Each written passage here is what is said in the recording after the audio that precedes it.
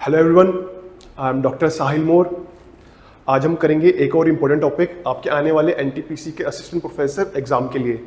तो हमारा आज का टॉपिक है प्लास्टिक वेस्ट मैनेजमेंट।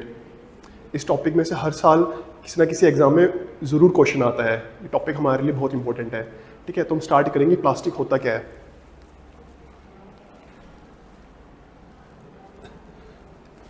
प्लास्टिक हमारा एक पॉलीमर है जिसमें कंसिस्ट होते हैं हमारे सिंथेटिक और semi synthetic organic compounds, okay, which is mainly composed of oxygen, carbon, nitrogen, sulphur and chlorine. ठीक है, इन्हीं सभी कंपाउंड से हमारा एक प्लास्टिक बनता है। जनरली हमारा प्लास्टिक दो टाइप्स के होते हैं, थर्मोसेटिंग एंड थर्मोप्लास्टिक।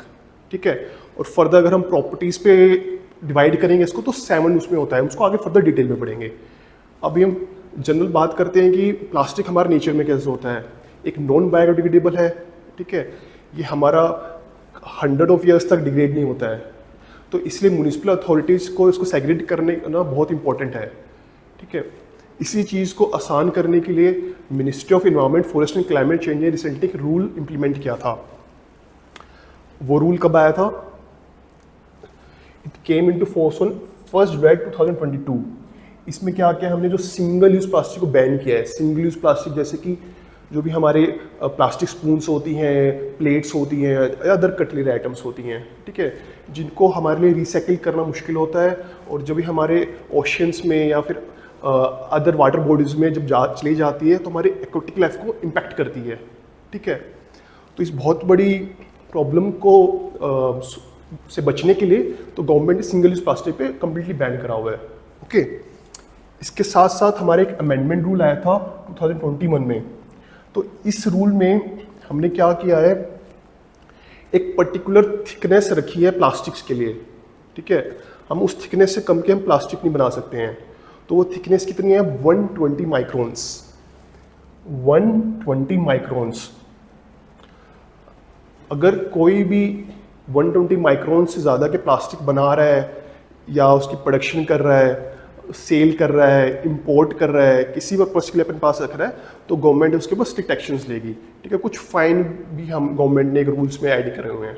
ठीक है, तो ये कुछ इंपॉर्टेंट बातें हैं बेसिक, जिसमें से आपकी क्वेश्चंस बन सकते हैं कि सिंगल यूज प्लास्टिक कब बैन हुआ था, कितनी थिकनेस है अभी करंटली। ओके, तो जैसे कि मैंने बताया 2 मेजर कैटेगरीज होती हैं। Okay, first is thermoplastic, other is thermoset. अब हम एक एक करके पढ़ेंगे होता क्या है। थर्मोप्लास्टिक, थर्मोप्लास्टिक वो होते हैं जो हीट करने में सॉफ्ट हो जाते हैं। ठीक है, और अगर उसको हम कूल करेंगे तो वो हार्ड हो जाएंगे। सिंपली मतलब इसका ये हुआ कि हम उसको अगेन एंड अगेन रीशेप कर सकते हैं, उसकी हम उसको शेप उसको चेंज कर सकते हैं। ठीक है, तो सिंपली होएगा हमारा थर्मोप्लास्टिक। जिस भी प्लास्टिक की हम शेप को चेंज कर सकते हैं या फिर उसको हम रीमेल्ट कर सकते हैं, वो होएगा हमारा थर्मोप्लास्टिक। अब इसके डिफरेंट एग्जांपल्स हैं, जैसे कि पॉलिस्टर, टेफ्लॉन, पॉलीस्टाइरीन, पॉलीप्रोपिलीन जिसको हम बोलते हैं पीपी। ठीक है, इन सब की शॉर्ट फॉर्म्स होती हैं, इसको बोलते हैं हम पीपी। पॉलीस्टाइरीन होता है हमारा पीएस। इनकी कुछ कुछ नंबरिंग्स भी होती हैं जो हम आगे on the basis of properties detail में पढ़ेंगे। ठीक है, थर्मोप्लास्टिक हो गया हमारा। Next thermosetting. थर्मोसेटिंग मतलब जो एक बार सेट हो गया है, ठीक है, हम उसको दोबारा रीमोल्ड नहीं कर सकते हैं। ठीक है, थर्मोप्लास्टिक क्या था, हम उसको रीमोल्ड कर पा रहे थे। ठीक है, इसको नहीं कर पाएंगे हम लोग, ये बस सेट हो गया ये, तो सिंपल वो हमारा आएगा थर्मोसेटिंग। इसके एग्जांपल्स रहेंगे हमारे epoxy resin, urea formaldehyde and melamine formaldehyde. ठीक है, तो मेजर हमारी कैटेगरीज हैं 2। अब प्रॉपर्टीज के बेस पे हमारे आते हैं 7 कैटेगरीज। ठीक है, हम आगे फर्दर करें प्रॉपर्टीज के बेस 7 कैटेगरीज, उनको कुछ कुछ नंबरिंग दी हुई है, वो हम पढ़ेंगे। ये आपके एग्जाम के लिए काफी इंपॉर्टेंट है। तो इसको अडॉप्ट किया गया है हमने।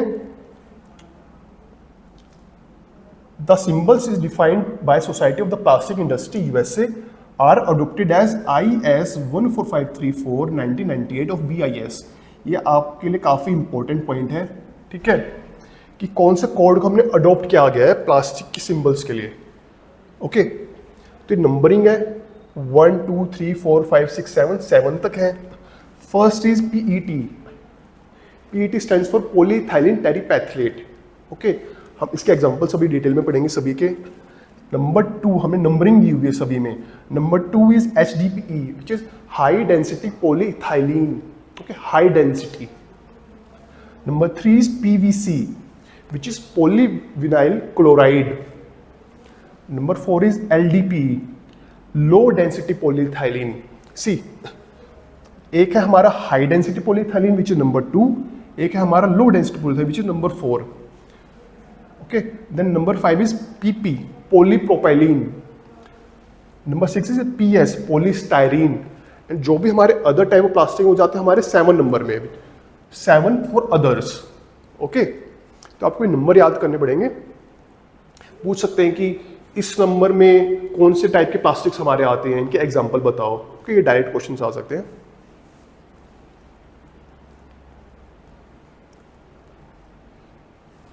तो हम डिटेल में अब इनके एग्जांपल्स पढ़ेंगे कि PET से किस टाइप के हम यूज कर सकते हैं, क्या है इनके हम एप्लीकेशंस हैं. Okay, so first is PET. इसको हम यूज कर सकते हैं ड्रिंकिंग वाटर बॉटल में, ओके, सॉफ्ट बॉटल्स में, फर्दर हमारे फूड जार्स में, प्लास्टिक फिल्म्स में. इसके काफ़ी ज़्यादा यूजेस है. ओके, फिर इस पे हमारे HDPE which is number 2 and LDP number 4 के एक साथ हमको एप्लीकेशंस दी हुई हैं. तो HDPE हमारा जनरली यूज होएगा प्लास्टिक बैग्स में फूड आइटम्स को पैक करने के लिए. ओके, और जो LDP है लो डेंसिटी, वो हमारा यूज होएगा प्लास्टिक बीन्स में. ओके, प्लास्टिक बीन्स की कवरिंग के लिए, बिन लाइनर्स जिसको बोलते हैं हम लोग. ठीक है, फर्दर हमारा शॉपिंग बैग्स के लिए. तो इनके भी काफ़ी मल्टीपल यूजेस है. नेक्स्ट आता है हमारा PVC. PVC हमारा होता है पॉलीविनाइल क्लोराइड, जिसका हमारा यूज रहता है मेनली पाइप्स बनाने में, इलेक्ट्रिकल केबल्स बनाने में. ओके, इसके अंदर कुछ केमिकल्स होते हैं जैसे कि टेरिपैथलेट्स, पैथलेट्स, जो कि हमारे लिए हार्मफुल रहते हैं. ठीक है, तो थोड़ा सा ये हमारे लिए हार्मफुल है. ये मेनली पर हमारा यूज होता है pipes, steel wires and cables के लिए. Okay, next is PP. PP का हमारा यूज होता है डिस्पोजेबल कप्स, बॉटल कप्स, इनको बनाने के लिए. PP हमारा एक टफ है, इसकी प्रॉपर्टी टफ है, ये लाइट वेट है और साथ साथ इसकी हीट रेजिस्टिंग प्रॉपर्टी बहुत अच्छी है, मतलब हाई टेम्परेचर पे रेजिस्ट कर सकता है. तो इसका एक और एग्जांपल हमारा होता है माइक्रोवेबल ट्रेज जो होती हैं. ठीक है, हमारी माइक्रोवेव ट्रेज बनती हैं PP से. तो ये सारे डिटेल में मैंने आपको PP एग्जांपल्स बता दिए. अगला है PS, पॉलीस्टायरीन. पॉलीस्टायरीन काफ़ी फ्रेजाइल होता है. ठीक है, मतलब आसानी से टूट जाता है, हमारे इन्वायरमेंट में डिस्पर्स हो जाता है. तो इसके एग्जांपल्स रहेंगे हमारे जो CD के केसेस होते हैं. ठीक है, CD के केसेस, कवर्स, या फिर कैसेट के बॉक्स, या फिर डिस्पोजेबल कप्स. ठीक है, ये सारे किसके एग्जांपल रहेंगे हमारे PS के. Last includes number 7 which is other. Others में हमारे आ जाते हैं थर्मोसेट, पॉलीकार्बोनेट. ओके, इसके मेन हमारे एग्जांपल्स रहेंगे मेलामिन प्लेट्स, हेलमेट्स, शू सोल्स. ओके, जो हेलमेट से प्लास्टिक बन रहा है वो अदर्स में आ जाता है. शू की सोल्स हो गई हैं वो अदर्स में आ जाता है, नंबर 7. ठीक है, तो आपको ये सातों के सातों नंबर अच्छे से याद करने पड़ेंगे. तो चलते हैं नेक्स्ट टॉपिक के ऊपर, विच इज EPR. EPR क्या होता है? EPR means extended producer responsibility. ठीक है, जो हम प्रोड्यूस कर रहे हैं उसकी रिस्पॉन्सिबिलिटी को till the end of life तक निभाने का. ठीक है, ये नहीं कि हमने उसको प्रोड्यूस कर दिया, हमारी उसको रिस्पॉन्सिबिलिटी नहीं है. जब तक उस प्रोडक्ट की लाइफ है तब तक वो रिस्पॉन्सिबिलिटी है. तो EPR क्यों है? इन्वायरमेंटली साउंड मैनेजमेंट करने के लिए. ओके, तो इसके लिए गवर्नमेंट ने एक वेस्ट मैनेजमेंट को अमेंड किया था ऑन 16 फरवरी 2022. ओके, 16 फरवरी 2022 कि EPR जो भी कोई प्रोडक्ट बना रहा है उसके लिए बहुत इंपॉर्टेंट है. उसको मैनेज करना पड़ेगा, जो भी उसको प्रोड्यूस कर रहा है उसकी रिस्पॉन्सिबिलिटी है.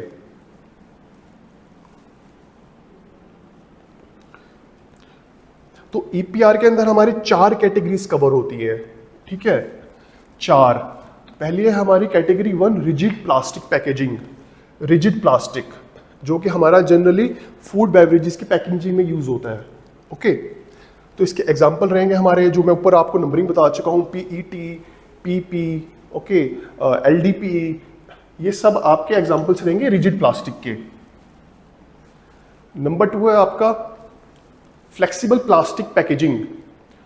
प्लास्टिक पैकेजिंग का मतलब ये हुआ कि हमारी सिंगल लेयर है, मल्टी लेयर है, डिफरेंट टाइप्स ऑफ प्लास्टिक की, ठीक है, मतलब हमने डिफरेंट टाइप प्लास्टिक की मल्टी लेयर बनाई हुई है, वो फ्लेक्सिबल होएगी हमारी। इसको हम शॉपिंग बैग्स के लिए यूज कर सकते हैं, शीट के लिए यूज कर सकते हैं। ओके, ये सब हमारे ईपीआर के अंदर इंक्लूड होती हैं। Category 3 is multi layered plastic packaging.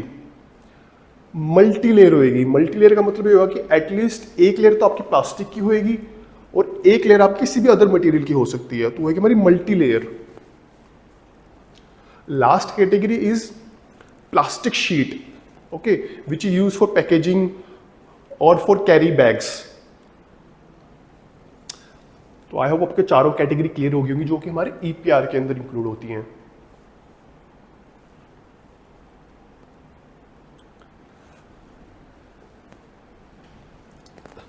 ये एक स्टडी है, ठीक है, जिसमें बताया गया मेजर सिटीज से कितना कितना प्लास्टिक प्रोड्यूस हो रहा है, ठीक है। तो मेजर सिटीज में एक असेसमेंट रिपोर्ट है, वो मैंने आप लोगों के लिए यहाँ पे प्रेजेंट की है। तो ये रिपोर्ट है हमारी सिटी दिल्ली के लिए। तो दिल्ली में हमारे 5 डेज के लिए सर्वे है, उसमें क्या क्या प्लास्टिक हमें मिला है उसके ऊपर पूरा डिटेल में दिया हुआ है। पीईटी ऐसे हमारे 2, 4 के लिए, नंबर 3 के लिए, नंबर 5 के लिए, नंबर 6 के लिए, 7 के लिए। 5 डेज के बाद एक एवरेज मिली है हमें, ओके। तो इसमें हमें मिला है जो सबसे ज़्यादा आप लोगों को प्लास्टिक का टाइप है जो उन द बेस्ड ऑफ प्रॉपर्टीज, वो हमें मिला है एचडीपीई और एलडीपीई का।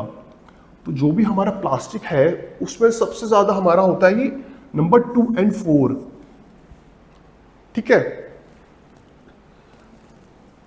मैक्सिमम अमाउंट में हमारा प्रोड्यूस होता है एचडीपी और एलडीपी। तो जैसे कि इसमें बताया गया है कि अगर आपका टोटल प्लास्टिक वेस्ट में से अगर मतलब टोटल आपके म्युनिसिपल सॉलिड वेस्ट में अगर 10% प्लास्टिक वेस्ट है तो उसमें से आपका 76% तो एचडीपी है और एलडीपी है, सिर्फ 7% पीवीसी है एंड 10% हमारा पॉलीस्टायरीन मटेरियल है, ठीक है। तो मैक्सिमम परसेंटेज हमारी किसकी हुई, एचडीपी और एलडीपी की।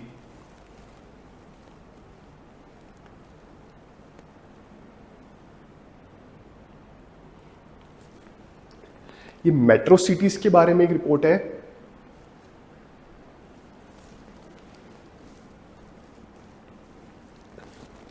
जो भी मेट्रो सिटी है जैसे कि कानपुर, बेंगलोर, हैदराबाद, वहाँ पे जो भी प्लास्टिक वेस्ट है उसको हम यूज़ कर रहे हैं फ्यूल बनाने के लिए, ठीक है, जिसको बोलते हैं रिफ्यूज डिराइव्ड फ्यूल। उसको हम एज अ एनर्जी यूज़ करना चाह रहे हैं, ठीक है। तो उसके लिए क्या क्या प्रोसेस कर रहे हैं ये लोग। एक सबसे पहले करते हैं मैकेनिकल प्रोसेसिंग। मैकेनिकल प्रोसेसिंग में हम सबसे पहले वेस्ट को हम डालेंगे स्क्रीन्स के थ्रू, ठीक है।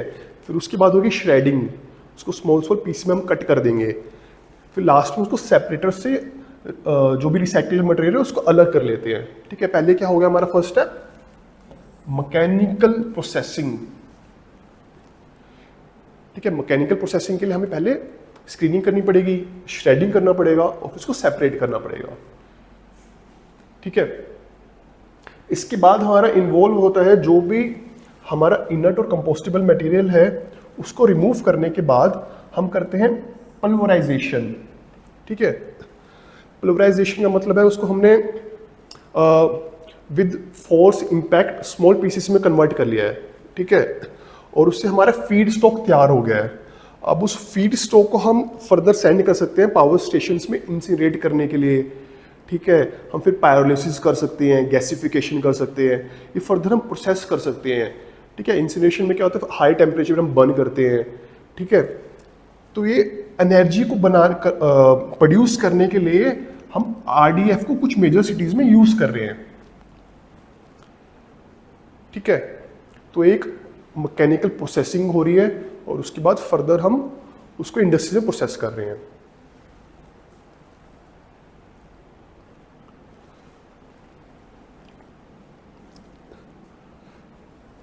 Next is recycling.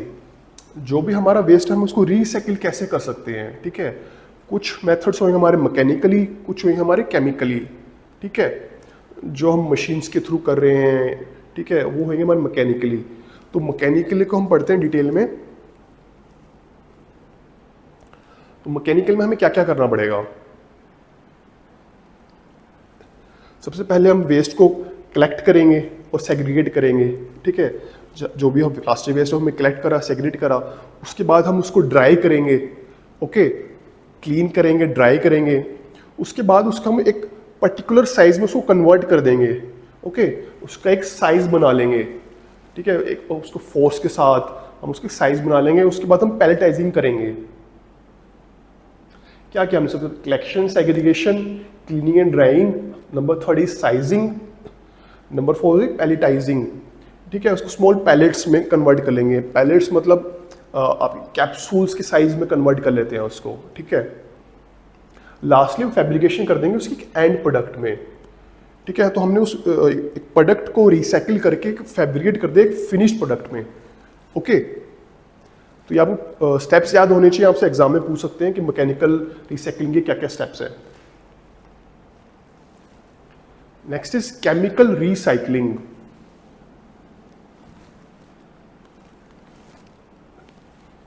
तो केमिकल रिसाइकलिंग हम कैसे कर सकते हैं, इसका मेथड का नाम होता है गैसिफिकेशन, ठीक है। तो गैसिफिकेशन में हमारा जो भी वेस्ट है वो कन्वर्ट हो जाएगा हमारा कार्बन मोनोऑक्साइड में, हाइड्रोजन में एंड हाइड्रोजन क्लोराइड में। Carbon monoxide, hydrogen and hydrogen chloride, ठीक है। हम इस रॉ मटेरियल को यूज करते हैं, हम प्रोड्यूस कर सकते हैं chemicals such as methanol and ammonia, ठीक है। सिंपली हमने जो हमारा प्लास्टिक्स है उसको हमने प्रोसेस करा है, ठीक है, गैसिफिकेशन बोलते हैं उसको। तो उससे हमारा क्या बन रहा है, कार्बन मोनोऑक्साइड बन रही है, हाइड्रोजन बन रही है और हाइड्रोजन क्लोराइड बन रही है, ठीक है। अब हम इस गैस का यूज करते हुए हम मिथेनॉल और अमोनिया को बना सकते हैं, जो फर्दर हमारे इंडस्ट्रीज के लिए हेल्पफुल है, ठीक है। तो ये भी एक रिसाइकलिंग का प्रोसेस है।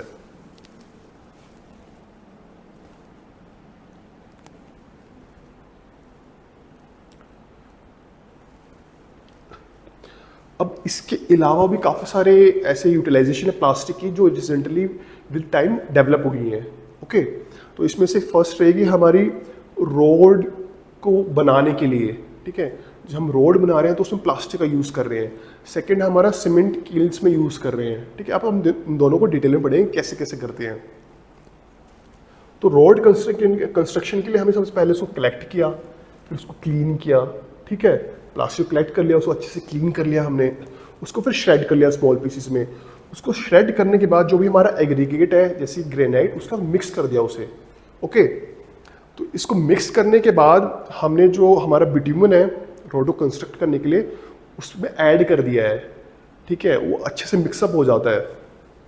उसके बाद हमने उसको रोड के ऊपर ले कर दिया है, ठीक है। उसको ट्रांसफर कर दिया to the road for laying. ये स्टेप्स है फॉर रोड कंस्ट्रक्शन। इसको थोड़ा और डिटेल में पढ़ते हैं कैसे कैसे होता है ये। तो रोड कंस्ट्रक्शन में होता क्या है, जो भी हमारा प्लास्टिक वेस्ट है जैसे कि थर्माकोल, बैग्स या फिर कप्स, जो कि हमारे पीई, पीपी एंड पीएस से सेपरेट हुए हैं। मतलब पीई क्या है, पॉलीथाइलीन, पॉलीप्रोपिलीन, और पीएस जो मैंने आपको नंबरिंग बताई थी, ठीक है। उसको हम पहले कर लेंगे सेपरेट, क्लीन कर लेंगे उसको अच्छे से, ठीक है। उसको फिर हम लोग श्रेडिंग के थ्रू स्मॉल पीसेस में कन्वर्ट कर लेंगे, ठीक है। तो उन स्मॉल पीसेस को हम एक सीव से पास करते हैं। उस सीव का साइज क्या रहता है, 4.35 mm। 4.35 mm सीव से हमने उसको पास कर दिया है, ठीक है। अब हमारे पास एक प्लास्टिक मटेरियल है, अब उसको हमको मिक्स करना है। मिक्स किसके साथ करना है, जो भी हमारा बिट्यूमन है, ठीक है, उसके साथ मिक्स करना है। तो उसको मिक्स करने से पहले हम क्या करेंगे, हमारा एग्रीगेट को तैयार करेंगे। तो एग्रीगेट को हीट करते हैं 170 डिग्री सेल्सियस पे। एक मिनी हॉट मिक्स प्लांट होता है, ठीक है। हमारे पास एग्रीगेट है, अब दोनों हमारे पास मोल्टन स्टेट में है, प्लास्टिक भी, ठीक है, और हमारा एग्रीगेट भी। उनको हम अब आसानी से मिक्स कर सकते हैं, ठीक है। तो फर्दर वो हमारा hot bitumen is added in mixed well. ठीक है, तो हम इसको फर्दर अब रोड कंस्ट्रक्शन के लिए यूज कर सकते हैं। ओके, हमने सिंपली क्या किया, उसको पहले सीव से पास करा, सेपरेट क्लीन और शेड करने के बाद फर्दर जो हमारा ग्रेनेट है उसको हमने हाई टेम्परेचर पे हीट करा। ठीक है, उससे क्या होगा, वो सॉफ्ट हो जाएगा और उसको इमीडिएटली वो हॉट बिट्यूमन के साथ मिक्स हो जाएगा वो। ओके, तो the mixture is transferred into road for laying. तो ये होता है हमारा रोड कंस्ट्रक्शन के लिए स्टेप्स। ठीक है, ये सारा पार्ट है आपका मैनेजमेंट का, प्लास्टिक वेस्ट को आप कैसे मैनेज कर सकते हो। Next, it's use in cement kilns. Okay, जहां पे भी सीमेंट प्रोड्यूस हो रही है उसमें हम प्लास्टिक को यूज कर सकते हैं। ओके, इसके लिए कंडीशन है, कंडीशन एक ये है कि उसकी कैलोरीफिक वैल्यू को पता होना चाहिए आपको। ओके, अगर आपकी प्लास्टिक वेस्ट की कैलोरीफिक वैल्यू 2500 किलो कैलोरी से कम है तो आपको यूज नहीं कर पाओगे, एटलीस्ट उसकी 2500 होनी चाहिए किलो कैलोरीज। ठीक है, तो उसको हम यूज कर सकते हैं सीमेंट किल में। और इसके साथ साथ एक फर्दर कंडीशन है कि उसकी कॉस्ट कम पड़नी चाहिए। ठीक है, उसकी हमारी कॉस्ट ही ज़्यादा पड़ रही है सीमेंट किल से तो कोई मतलब नहीं बनता है। जो भी हमारे अदर फॉसिल फ्यूल्स हैं हम जो उसको यूज़ कर रहे हैं उससे कंपैरिजन में इसकी कॉस्ट कम पड़नी चाहिए हमें, और साथ साथ इसकी कैलोरीफिक वैल्यू हाई रहनी चाहिए विच इज़ 2500। ठीक है, सीमेंट किल्स में टेम्परेचर बहुत हाई रहता है, अराउंड 1500 डिग्री सेल्सियस तक रहता है, तो हम प्लास्टिक वेस्ट को यूज़ कर सकते हैं इस इंडस्ट्री में। ओके, इसमें 2 पॉइंट ये याद रखने हैं आप लोगों को, इंपॉर्टेंट है आपके एग्जाम के लिए। तो हमने डिटेल में पढ़ा है प्लास्टिक होता क्या है। ओके, कुछ रूल्स जो नोटिफाई करे हैं ministry of environment forest and climate change ने। ठीक है, फर्दर इसके बाद हमने प्रॉपर्टीज पढ़ी हैं।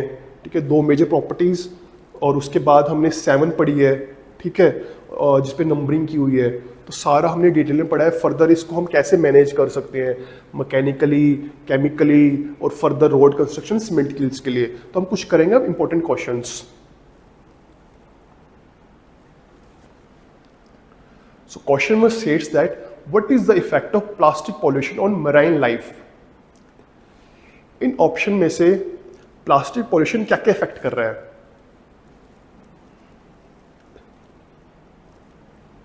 वो उनके लिए पॉइजनस भी है, ठीक है, उनकी वो डेथ का कोज भी है, और उनके साथ साथ रिप्रोडक्टिव सिस्टम को इम्पैक्ट कर रहा है। ठीक है, तो इसका ऑप्शन रहेंगे सभी, ऑल ऑफ द अबव, सभी इफेक्ट कर रहे हैं, सभी मतलब इफेक्ट है। ओके, नेक्स्ट क्वेश्चन है which of the following country is the leading plastic polluter? इनमें से कौन सी कंट्री जो सबसे ज्यादा प्लास्टिक को प्रोड्यूस कर रही है और सबसे ज्यादा प्लास्टिक पॉल्यूशन है? ओके, तो इसका करेक्ट आंसर रहेगा number C, China. China is the leading plastic polluter. Next question states that how much time does a plastic bottle take to decompose? एक प्लास्टिक बोतल को डिकम्पोज होने में कितना टाइम लग सकता है? ओके, तो इसका करेक्ट आंसर रहेगा 450 इयर्स लगते हैं हमारे प्लास्टिक बोतल को डिकम्पोज होने के लिए। तो इसका correct answer will be C. Next question state that which of the following practice can help in reducing plastic pollution? इनमें से कौन सी प्रैक्टिस कर सकते हैं प्लास्टिक पॉल्यूशन को कम करने के लिए?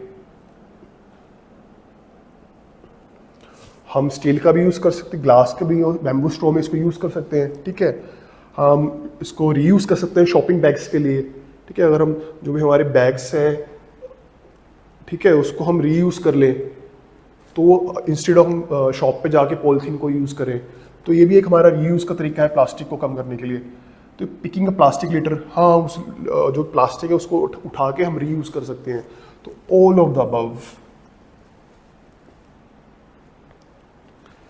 Next question states that how much does a plastic bottle take to decompose? Okay, as I told 450 years. Which of the following can help in reducing plastic pollution? All of the above. तो I hope आपको ये topic काफ़ी अच्छे से समझ में आया होगा। ओके, कोई भी अगर आप लोगों को डाउट्स हो तो प्लीज़ डू टेक्स्ट मी। मिलते हैं नेक्स्ट वीडियो में। Thank you.